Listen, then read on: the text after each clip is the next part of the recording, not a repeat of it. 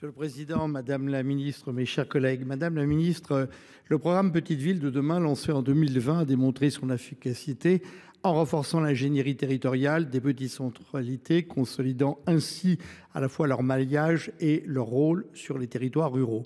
Plus de 1600 communes et intercommunalités en ont ainsi été bénéficiaires, ce qui concerne 7 millions d'habitants. Dans la Nièvre, ce sont près de 500 études financées, 14 postes de chefs de projet créés, grâce à un partenariat étroit entre l'État, la Banque des territoires et le conseil départemental. Pourtant, alors même que les collectivités rurales traversent une période de difficultés financières inédites, vous le savez, avec une épargne brute en chute libre, un endettement qui explose et des charges de centralité toujours plus lourdes, l'avenir de ce programme demeure incertain, avec une fin annoncée en mars 2026, sans aucune visibilité sur une éventuelle prolongation. Cette absence de perspective est source d'inquiétude légitime pour les élus et les habitants, car l'arrêt brutal de ce dispositif risquerait de compromettre les avancées obtenues, fragiliserait durablement le dynamisme de nos petites villes. Ainsi, Madame la Ministre aussi, ma question est claire. Dans un contexte de contraintes budgétaires fortes, je l'ai rappelé, le gouvernement prévoit-il de prolonger Petites Villes de demain après 2026 et à quelles conditions? Merci. Madame la Ministre. Merci, Monsieur le Président.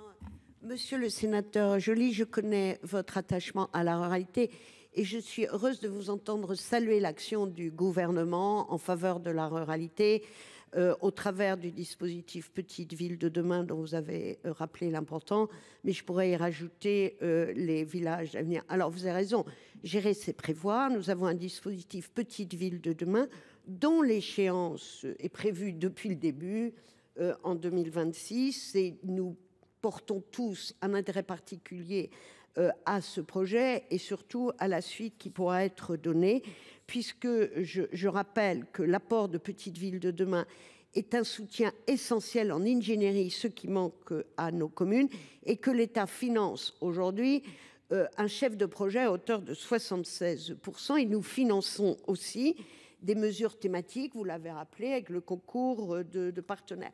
Nous animons aussi un réseau des PVD, ce qui permet aux communes de ne pas être seules et de faire des échanges d'expériences. Aujourd'hui, 1646 communes de nos territoires étaient bénéficiaires de ce programme. Ça représente, vous l'avez dit, plus de 7 millions d'habitants.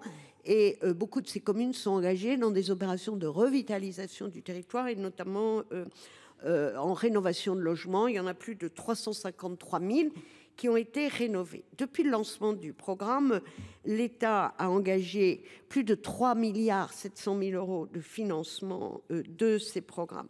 Et donc aujourd'hui, la question qui se pose, c'est quel est l'avenir ?